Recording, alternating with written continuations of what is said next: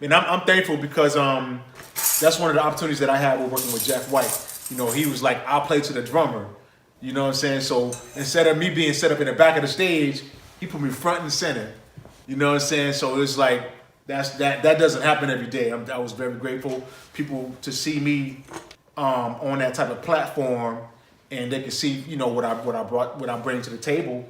And it was a lot of pressure. I'm not gonna front, because when your boss is a drummer, it's like, man, I gotta, you know what I'm saying? He knows what's good, you know what I'm saying? But I figured that he hired me because evidently he liked what I do.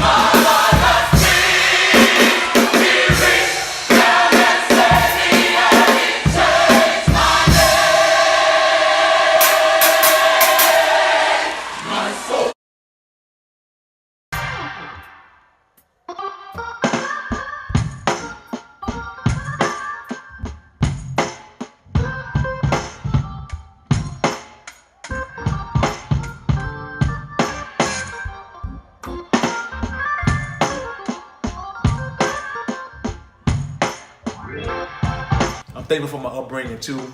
You know, I feel like I have the best parents in the world, and you know, my mom and dad, they both play organ. And I just actually lost my pops a few months ago, so you know, his spirit still lives, and my dad played to the end, and that's what I want to do.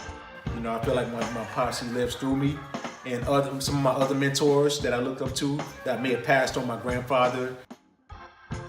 I just want to continue the legacy. I know we all have a purpose. And I definitely feel like this, you know, I have a mission and I want to complete it.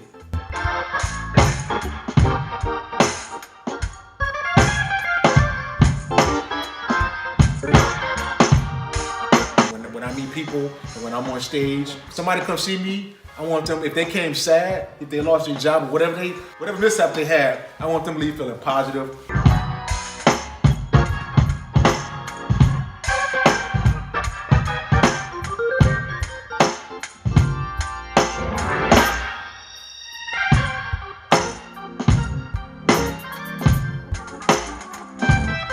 Busy. Gotta keep the lights on, brother. Definitely, man.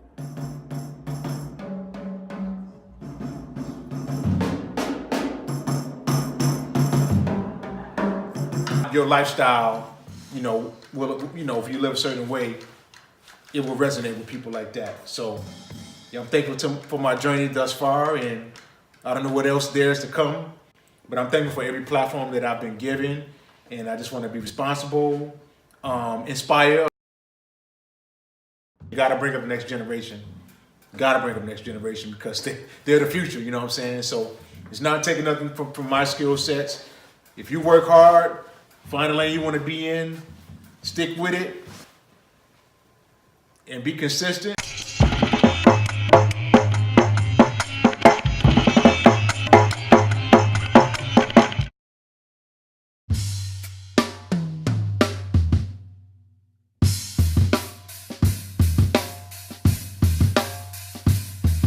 Daru Jones, New York. it's a certain grit, I think, that that comes from being in New York. It's all or nothing. You know what I'm saying? It's like you got to get it in because the next man is waiting to take your gig. So, and you got to come with it. I'm excited, like I'm able to still keep, you know, the boom bap, you know what I'm saying? And that's what I've been, you know, been known for, like being an aggressive drummer and a dynamic drummer, playing with dynamics. And it's important that I have the tools to be able to give me that aggression where people know that that's my sound. 2017 has been an amazing year. I can't complain. I mean, I have some things that happened, but overall, it's been a blessed year. You know, was able to do a collaboration with DW through PDP, drum set that came out. Portable drum kit, 3 cases, everything's light, called DJ and Y. And also another collaboration I did with Pisces Cymbals, the DJ's 45 by PSTX. And it's been an exciting year, and it's been kind of like right now I'm just, you know, I'm not on a like a tour where I'm out for months, but it's one of those times where I'm hustling. I'm back on the grind, you know what I'm saying, and got some side projects going on.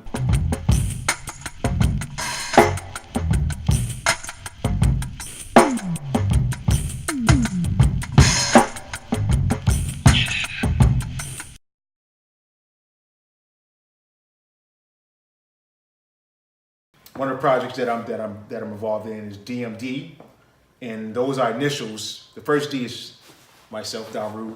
The second initial is M, and that stands for Marcus Machado, amazing guitarist out of New York, Brooklyn. This guy is definitely the spirit of Hendrix is still alive. The last D is a good friend. We call him Uncle D. That's the legendary Doug Wimbish from Living Color. And just do your Googles. His record speaks for himself. Maybe a few, I want to say 2013. It's a company that I work with that's called Mono Creators. At that time, they were called Mono Cases. Basically, they make these very cool cases that look futuristic. And I actually been knowing them since 2009. You know, so I built a relationship with the CEO, Daniel Kushner, really good friend of mine. And the Mono fam, they've always treated me like a brother. But anyway, fast forward, they didn't want to just be a company that sold bags. They wanted to be like a lifestyle company. So they started doing these live reality, you know, kind of like a reality series, like musicians meeting up for the first time. And I had the opportunity to meet Doug Wimbish for the first time. They got it captured on video. And, you know, from when I walk in the room, everything is in real time. Doug walked in and we automatically clicked. We had a vibe and we just became friends in 2013. We stayed in touch. Doug Wimbish had these events that he does every year called the Wim Bash. And the Wim Bash is pretty much like an all-star. It's a mix of, you know what I'm saying, from young to old, people that's been in the game. And since me and Doug, we built a nice relationship. He saw liking into my style. He wanted me to be a part of, you know, some of those events. So I've flown out to Hartford. You know what I'm saying? I've done several of the Wim Bashes, also one at NAMM. And the first time I went to go to Hartford to do Wim Bash with Doug, it was in 2014. We tracked in the studio. We went to his laboratory where he had the drum set up, bass set up, and I was like, yes, let's track some stuff. He wired everything up, got the room ready. We recorded some bits and pieces, and afterwards, Doug gave me a disc. Me being a producer, you know what I'm saying, because I'm not just a drummer, I'm also a composer. I went back to the lab, I cut up bits and pieces from that. 2015, a friend of mine, DJ Spinner from New York City, very world-renowned DJ. He's worked with a lot of people, respectable producer as well. He gave me a call and he said that he had somebody in the room. He had asked them if they wanted to start a band, who would they have in this band? And that person said, I would have Daru Jones because you know, he dug my style, and his name was Marcus Machado.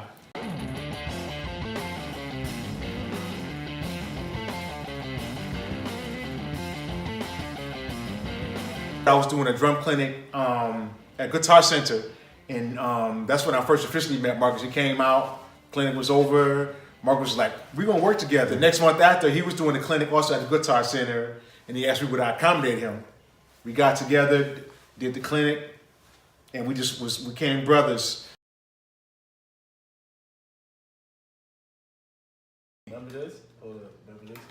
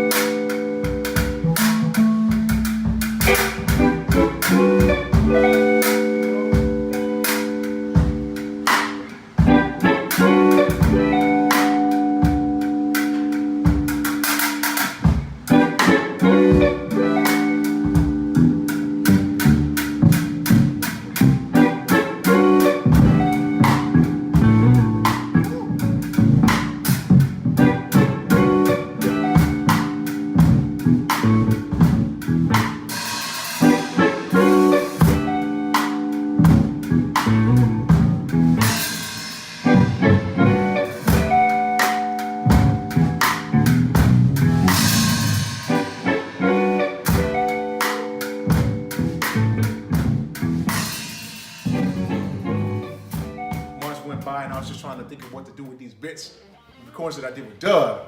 And I was like, man, let me pass these off to Marcus and see what Marcus do. And I could not believe when he sent the first track back. You know, it was just drums and bass sketches, nothing else. But Marcus created a whole song out of it. And I was blown away. I was like, yo, we gotta make this a project. There you have it, DMD, it's born.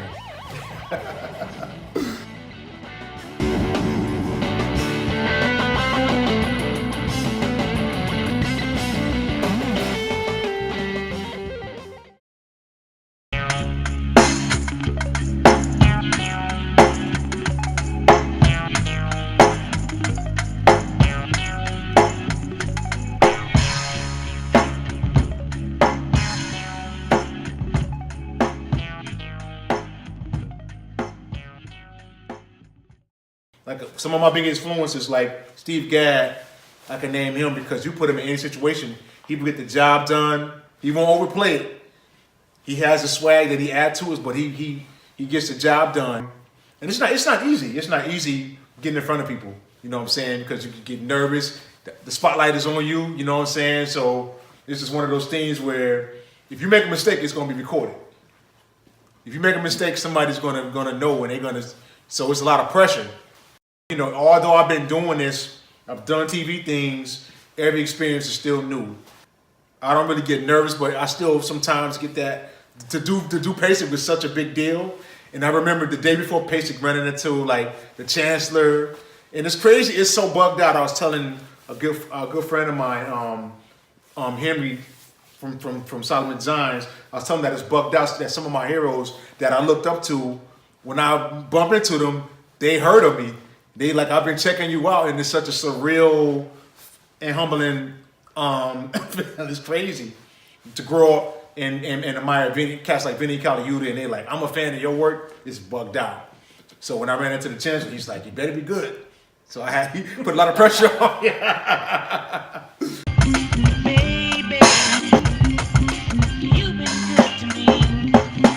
For the most part, I just think that if you do you, at the end of the day, I think that's what resonates with people. You know what I'm saying? That's what I learned in my career. You can emulate, you know what I'm saying? You can try to get somebody's DNA, but to me, it doesn't resonate if it's not coming from your heart.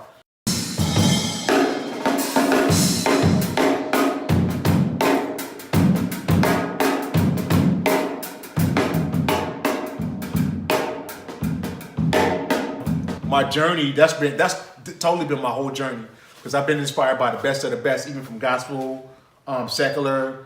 I've always wanted to find my voice, and I'm thankful. Even though I'm still working on it, I do feel like I found my voice, and it's taking time. I'm still working at it, but I feel like it resonates with people, and I feel like that's why people want to hire me. It's not all the time about your skill set. It's all about the energy, you know what I'm saying? Because we can listen to Tony Williams and play those same chops, but the energy that comes along with it, that's what's going to give you your identity. You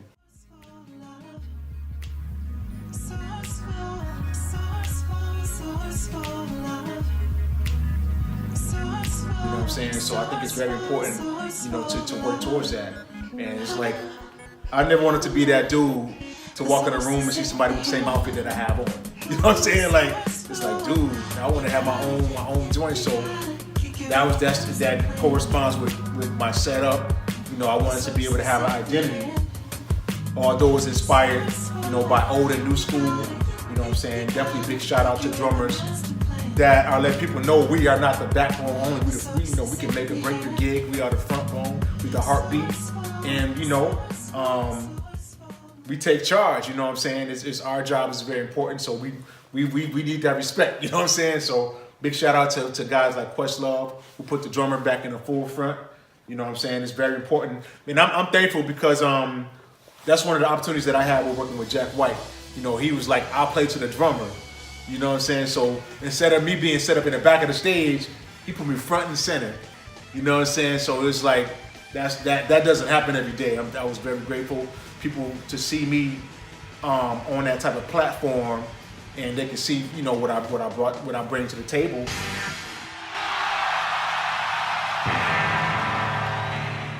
There have been times where it's been, you know, paying my dues. You know what I'm saying? I've been in some situations, but I think it's taught me to be able to adjust. You know what I'm saying? Sometimes you get placed in situations, and it's like, what are you going to do? Are you going to say, I can't do this, or are you going to step up to the plate? You know what I'm saying? And I felt, I believe that stepping up to the plate, it challenged me, but it made me a complete musician. Is to make sure I'm respecting the music. The music is telling me what to do.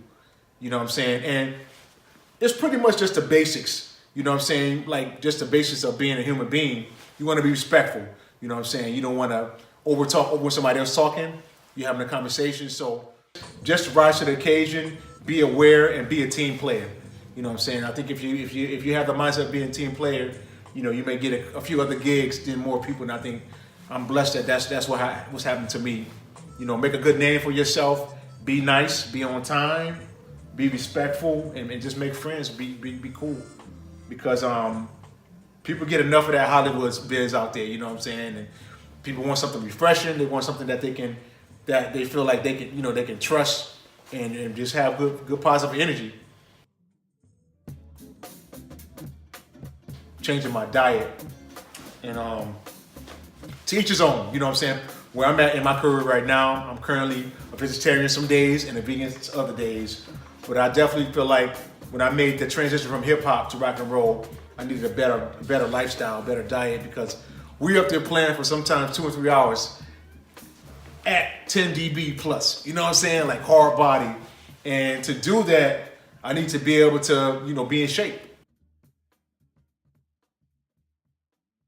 And if I'm just eating snacks, not eating the things that can help my body be nourished, you know, I'm gonna go be drained. You know, I don't wanna look, you know, old before my time, you know what I'm saying? But just the basics that we need to do now to have longevity, because the GMO, like the things that they're putting into animals, it's like a lot of us, we're leaving before our time. Not saying you have to be a vegetarian, vegan, but just have a balance. Just try to have a balance.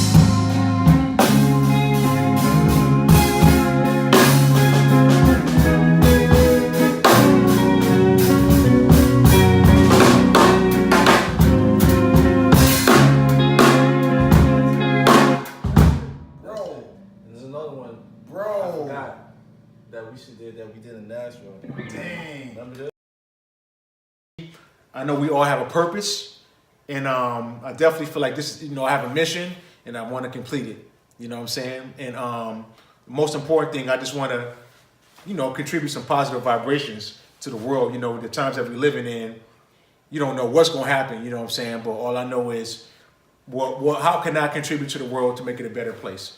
You know, I'm thankful. Yeah. Daru Jones, Indy, 500. Not really.